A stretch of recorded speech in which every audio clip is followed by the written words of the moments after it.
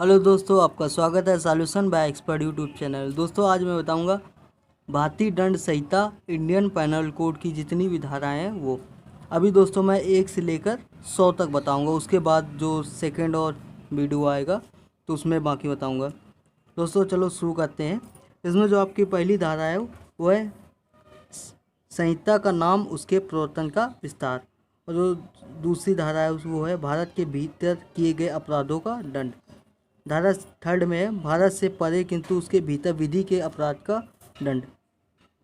धारा 4 में राज्य क्षेत्रातीत अपराध पर संहिता का विस्तार। धारा 5 में है संहिता में की परिभाषाओं का अपवादों के अध्ययन समझा जाना एक बार स्पष्टीकरण पद का भाव।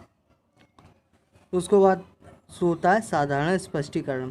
धारा 6 में संहिता में की गई परिभाषाओं का अपवादों के अध्ययन समझा जाना।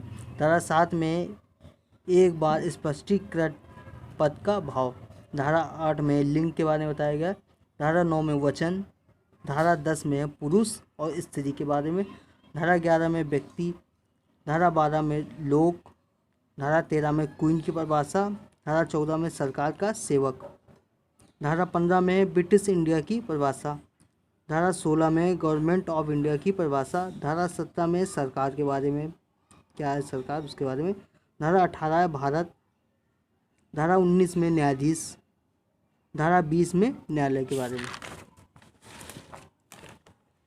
उसके बाद आईपीसी धारा 21 में लोक सेवक। धारा 22 में जंगम संपत्ति। धारा 23 में सदोष अभिलाप सदोष हानि। धारा 24 में बेईमानी से। धारा 25 में कपटपूर्वक। धारा 26 में विश्वास करने का कारण। धारा 27 में पत्नी लिपिक या सेवक के कब्जे में संपत्ति। धारा 28 में कूटकर्ण यानी नकली का। धारा 29 में दस्तावेज। धारा 30 में मूल्यवान प्रतिभूति।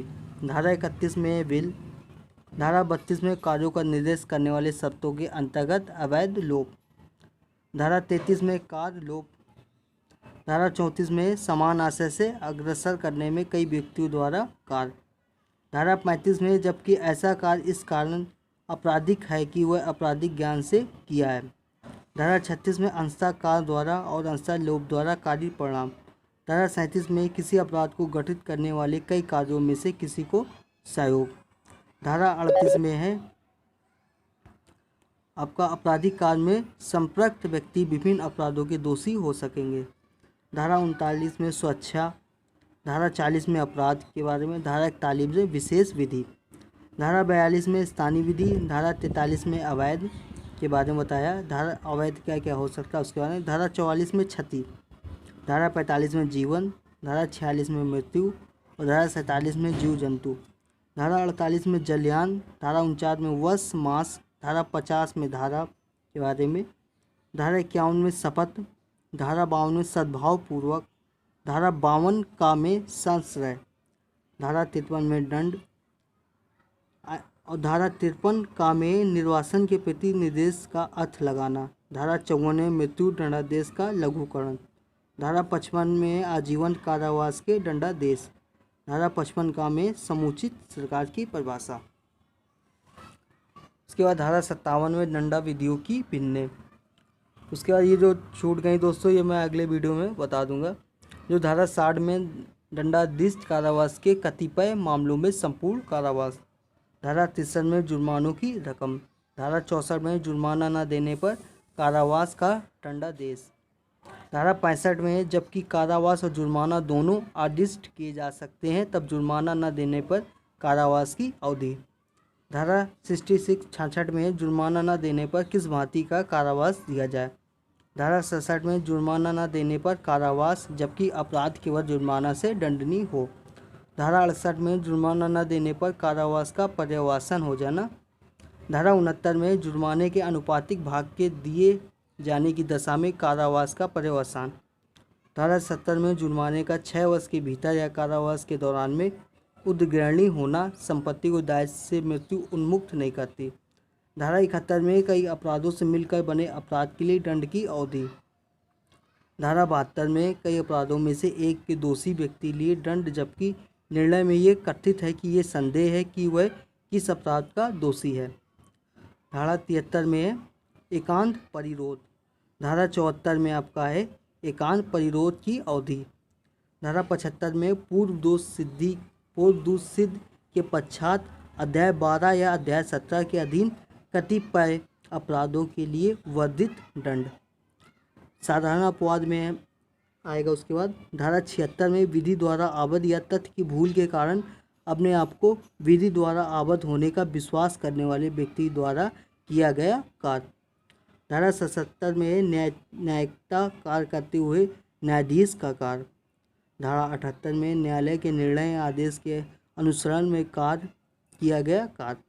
धारा 79 में विधि द्वारा न्यायानुमत या तथ्य की भूल से अपने के विधि द्वारा न्यायानुमत होने का विश्वास करने वाले व्यक्ति द्वारा किया गया कार्य। धारा 80 में विधि पूर्व कार्य करने में दुर्घटना। धारा 81 में कार्य जिससे अपहानि कारित होने संभव है किंतु जो आपराधिक है। धारा 82 में 7 वर्ष से कम आयु के शिशु का कार्य। धारा 83 में 7 वर्ष से ऊपर किंतु 12 वर्ष से कम आयु के अपरिपक्व समझ किए शिशु का कार्य। धारा 84 में विकृत चित्त, वही विकृत चित्त मतलब ये होता है जो दिमागी रूप से परेशान या पागल हो, तो उसके बारे में विकृत चित्त व्यक्ति का कार्य। धारा 85 में ऐसे व्यक्ति का कार्य जो अपनी इच्छा के विरुद्ध मतता में ड्रंकनेस मतलब जो पी के दारू शराब करके करता है, मतता में होने के कारण निर्णय में पहुंचने में असमर्थ है। धारा 86 में किसी व्यक्ति द्वारा जो मतता में है किया गया अपराध जिसमें विशेष आशय या ज्ञान का होना अपेक्षित है। धारा 87 में सम्मति से किया गया कार्य जिससे मृत्यु या घोर उपहत्ति कार्य करने का आशय न हो, न उसकी संभाव्यता का ज्ञान हो। धारा 88 में किसी व्यक्ति के फायदे के लिए सम्मति से सद्भावपूर्ण किया गया कार्य जिससे मृत्यु कार्य करने का आशय नहीं है। धारा 89 में शिक्षक द्वारा या उसकी सम्मति से शिशु या उन्मत्त व्यक्ति के फायदे के लिए सद्भावपूर्वक किया गया कार्य। धारा 90 में सम्मति जिसके संबंध में ज्ञात हो कि वह भय या भ्रम के अधीन दी गई हो। धारा 91 ऐसे कार्यों का अपवर्जन जो कारित अपहानि के बिना भी स्वतः अपराध है। धारा 92 में सम्मति के बिना किसी भी व्यक्ति के फायदे के लिए सद्भावपूर्वक किया गया कार्य। धारा 93 में सद्भावपूर्वक दी गई संसूचना। धारा 94 वह कार्य जिसको करने के लिए कोई व्यक्ति धमकियों द्वारा विवश किया गया है। धारा 95 तुच्छ कार्य अपहानिकारी करने वाला कार्य। धारा 96 में प्राइवेट प्रतिरक्षा में की गई बातें। धारा 97 में शरीर तथा संपत्ति की प्राइवेट प्रतिरक्षा का अधिकार। धारा 98 में ऐसे व्यक्ति कार्य के विरुद्ध प्राइवेट प्रतिरक्षा का अधिकार जो विकृत चित्त आदि हो। विकृत चित्त दोस्तों बता दिया है कि जो पागल हो, जो दिमागी रूप से परेशान हो, दिमागी रूप से जो कमज़ोर हो, तो उसके लिए जो जिसको सोचने समझने की क्षमता ना हो। धारा 99 में कार्य जिनके अवरुद्ध प्राइवेट प्रतिरक्षा का कोई अधिकार नहीं है। धारा 100 में शरीर की प्राइवेट प्रतिरक्षा के अधिकार का विस्तार मृत्यु कारित करने पर कब होता है, ये धारा 100 में है। दोस्तों इसके बाद की जो धाराएं हैं वो दोस्तों अगले वीडियो में बताएंगे।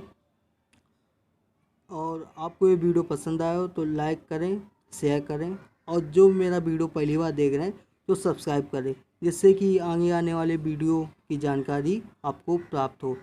और जो दोस्तों सबसे पहले वीडियो देखने के लिए